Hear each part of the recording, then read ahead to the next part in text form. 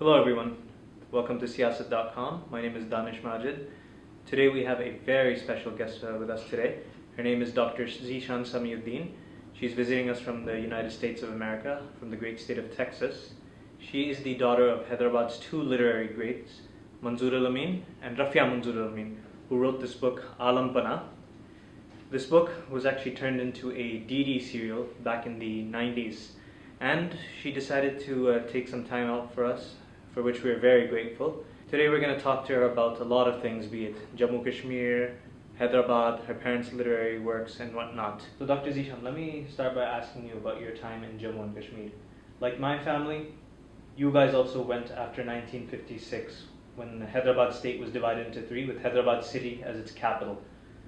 Could you tell me about your memories growing up in Kashmir at that time, when things were relatively more peaceful, we should say? Thank you very much for having me, Danish. It's my pleasure to be here, and I hope I am able to do justice to two literary greats. So you asked me about my experiences in Kashmir. I was a child when we moved to Kashmir. My father was a part of the All India radio program over there. He was the assistant station director, and mom had started her literary career, but I suspect she was very busy with the both of us, because we were both, my sister Faroza and I, we were both in elementary school, grade school, and the obligations were far greater on her. My memories of Kashmir are really beautiful. We went to Presentation Convent, which is one of the elite schools over there. We would go there across the river Jhelum, and we would ride a shikara, which is unheard of now. I suspect my son would not send his two daughters across the river in a shikara with no safety board, safety kind of gadgets, no safety belts, no life preservers. But we had a lot of fun going across the river during the summer months. Everything would be green, the cherry blossoms would be in full bloom. Kashmir was beautiful, Srinagar was beautiful, and I think it was one of the Mughal princes or kings who said, if there's heaven on earth, this is it. Hami asto, hami asto, hami asto. Wonderful memories of going to school there, having friends as a child, and visited Kashmir again in the 80s, 20 years later, when my father was establishing the Department of Journalism and Mass Communication. So it was a different experience then. My kids were tiny. They were probably 2 or 3 years old, and my third son wasn't born yet. Third child, my second son wasn't born yet. So that was a different experience, and my parents were far more relaxed then. We were able to spend some adult time together. A lot of Kashmiri folks who I speak to, they fondly remember your parents, be it your mother's charm, or how your father used to invite a lot of students over for dinner. Be it India or the US, do you come across a lot of J&Kans who fondly remember your parents? If so, what do they have to say about them? That's a rather difficult question for me to answer, because I haven't run across a whole lot of people, but the people that I have run across, I have wonderful memories of my parents. My mom always identified herself as Mrs. Amin first, and as a writer later. Her primary identity was as Mrs. Amin, mother of Zishan and Faroza, and then as a writer in her own right. So my father was बहुत मेहमान नवाज थे. Anyone came over, he would say, please stay over for dinner or lunch. And I remember mom tearing her hair out. I don't have anything to serve them. Well, get some shami kebab from the freezer and just fry them up, and dal chawal रहेगी वही खा लेंगे. And mom would say, dal chawal किसी को नहीं खिला सकते हैं. We have to go ahead and have a proper feast. So I think that's where the reputation came about, that they were very hospitable, and they had. But of course, it was a different thing when we had parties, and mom would have quite a spread then. So let's transition from Kashmir to Hyderabad now. Your father, like other Hyderabadi literary greats such as Mohyuddin Khadri Zor, Abdul Qadir Sarwari, he was like them in that he also left a mark on the educational landscape of Jammu and Kashmir. Zor Saab was the chancellor and Urdu department head at University of Kashmir. Sarwari Saab then took over after him. And you just said that your father was very integral in bringing really bringing shape to the curriculum of the journalism department at University of Kashmir. So, do you and your siblings know the language of Urdu? Do you know how to read and write it? We do read and write, but with a good deal of difficulty. ये ज़रूर है कि शीन क़ाफ़ दुरुस्त है. जी. We will never say galat. My kids will never say galat. They will never say khushi. Ji. They will always say galat, khushi. The sheen, qaf, ghain, and ghain. Those are we are very particular. Having grown up in a literary household, and being interested in the literary aspects of Urdu. Baba was actually recognized, to kind of track back a little bit, by his students on the 25th, or was it the 30th anniversary of the School of Journalism and Mass Communication, of which he was a founder. And unko kafi एजाज़ मिला उधर. All his students had gathered. Some of them had also already become professors in the department, and he carried back wonderful memories of his sojourn there. He would speak about how Kashmir is in his eyes and in his heart. And just had wonderful memories of his students there. Some of them are well-known established journalists now, and I would say that it is an amazing journey that he had. But the way he's recognized by his students was very reinforcing for him. He really adored his students, and education was very close to his heart. And what's the Hyderabadi diaspora in Texas like? Because you're a resident of that state in the United States now.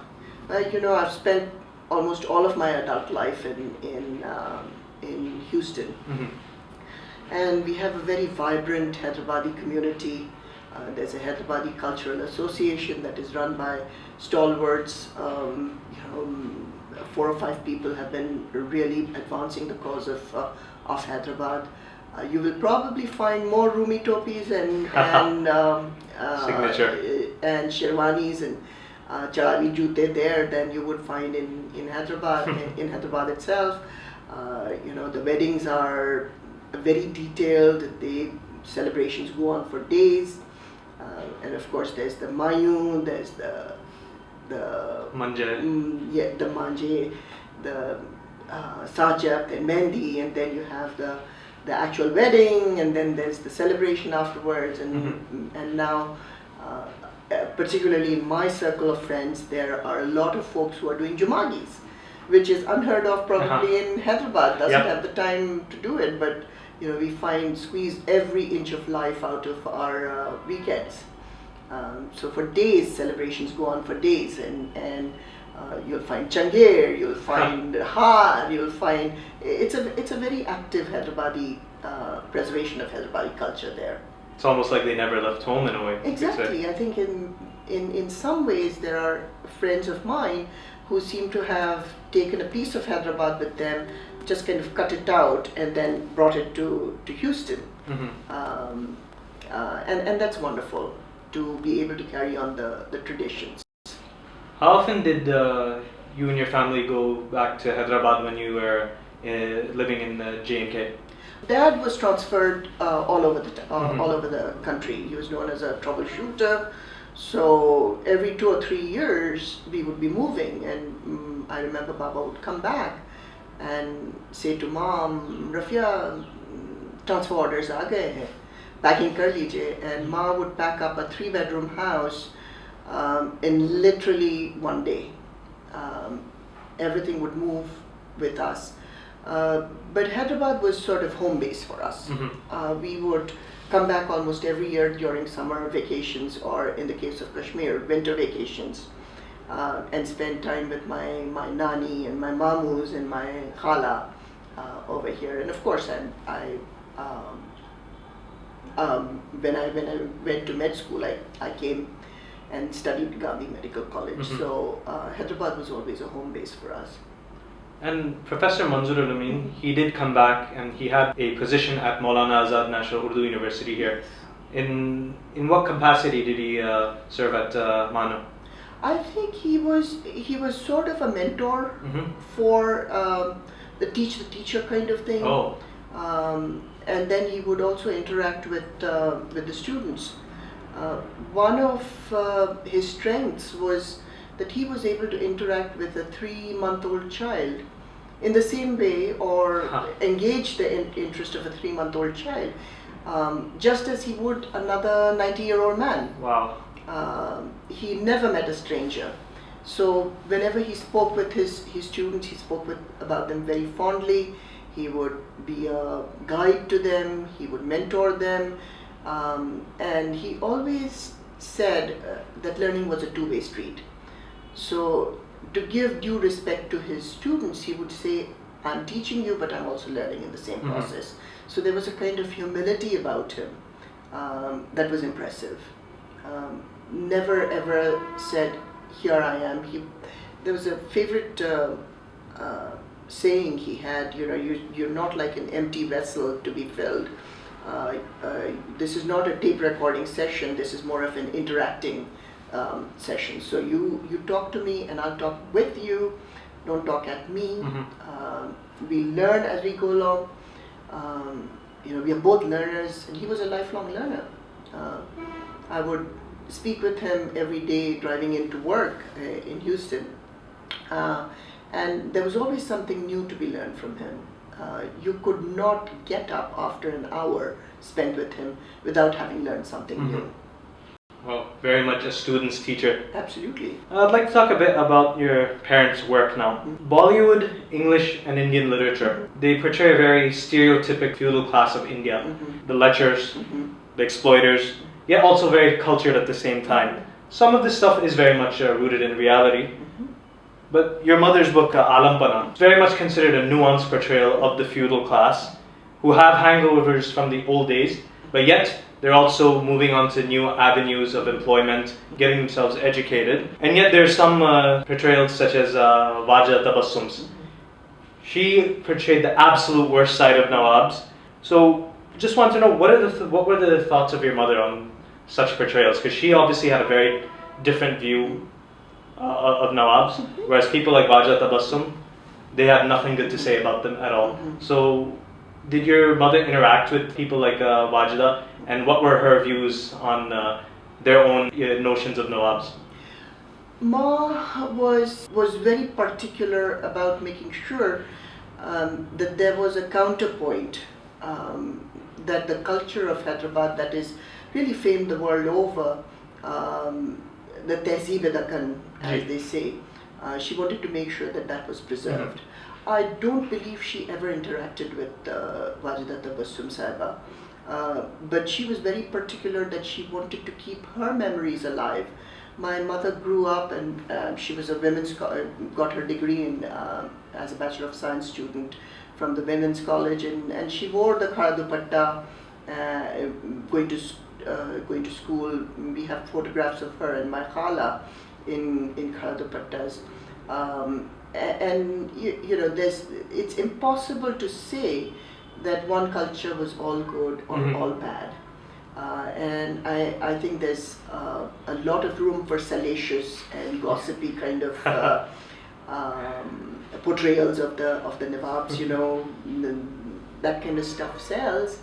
But she wanted to make sure that the other part of the Tehzeeb-e-Dakkan was illuminated, and without turning a blind eye to the underside, but she wanted to make sure that there was something to be said about the good things that the Nawabs did. You know, for instance, the Nizam established the Osmania University. There's the public library. There's Osmania Hospital. There's a lot of work done in the charitable arena, and that can't be ignored. And that has to be a part of the annals of history. And she wanted to make sure that that was recognized and credited where credit belongs. So she was very particular that the Hyderabad she loved was sure to be portrayed in a light that was realistic. Did you ever get to visit the sets of Farman, which is the television adaptation of your mother's novel? Unfortunately, I was doing the grueling hours of a resident, and my sister and I, we were not able to come in, but we recognized many of the props. My mother's pandan features very prominently in there. I recognize some of the khara dupattas that were being worn. So she was a Renaissance woman, shall we say. She did the part of the costume design. So while watching the show, you know, oh, there goes our trolley. That's the tea set. You know? So we have those kind of memories. But unfortunately, I wasn't able to visit the sets. I've only read Apana, and Ye Raste it's been waiting to be taken off my shelf and read by me. But I haven't read too much of your father's work. Can you tell us more about Manzurul Amin's repertoire, briefly? My mother was more of a populist writer. उनके अफसाने हैं and novels हैं उनकी, or a lot of plays that she's written. My father was more solid, shall we say. He is a harder to read person than my mother is, because the language that he used was ज़्यादा सकील थी वो. It was more pure Urdu. One of his books is based on barf, snow, and I can't imagine how one could write 100 poems on the subject of snow. Later on, in the last year of his life, actually, he completed his magnum opus, shall we say. My mother had always encouraged him to write about his experiences, starting as a program executive in Hyderabad radio at that time, then AIR, and then he actually got satellite TV. He went to England and did a fellowship there, a United Nations fellowship, and brought satellite TV to India. And then he continued to work in the administrative side, retiring as Director General Additional in Doordarshan. So his writing was more literary, more academic. And his book on television essentially maps his career through all the years, not only in broadcast media like radio and television, but also in print media. He worked for a little while as in Munsif at the newspaper. And then academically, he established the journalism and mass communication in Kashmir, but he worked also with in Jamia Millia with the Department of Mass Communication, with Jamia Millia. And then even after his retirement, I will say, put it in quotes, he still remained very active in mentoring up-and-coming writers, very supportive of journalistic traditions, developed acronyms that helped with, making sure that people grasp the idea of journalism, answering the, who, what, why, where, and how questions in journalism, and making sure that a news item, even if it's 5 sentences, should answer those 5 questions. So he was more of an academician, and my mother was more of a populist writer. Last but certainly not the least, this I ask as a Urdu literary enthusiast myself. I've tried looking for Sare Jahan Ka Dard in Delhi and in Hyderabad, yet to no avail. Yes. Where can I get a copy of that? Could you perhaps maybe point me in the right direction? I have a copy. Oh, My sister has a copy. I think those are the only two that I know for sure. And we got them with our lives. Yeah, it's out of print, unfortunately. It was her first novel, and again in Jaipur, Baba had been transferred. We had just started school in St. Angela Sophia, a convent school there. We would come back and Ma would have hot lunch ready for us. And we would ignore the lunch and instead sit down and ask her about, so what happened to Khayyam? What happened to Dilbar? Those were good times. that's it. Thank you very much, Dr. Zishan, for joining us. During our conversation, we covered Hyderabad, Kashmir, and the great contributions your parents have made to the literary and educational landscapes of both states. And we hope to see you again next time you're in Hyderabad. Thank you so much for joining us. Thank you very much, and I know that my father and mother would have adored meeting you because you're carrying the parcham of Urdu, and I wish you the best. So thank you very much for having me.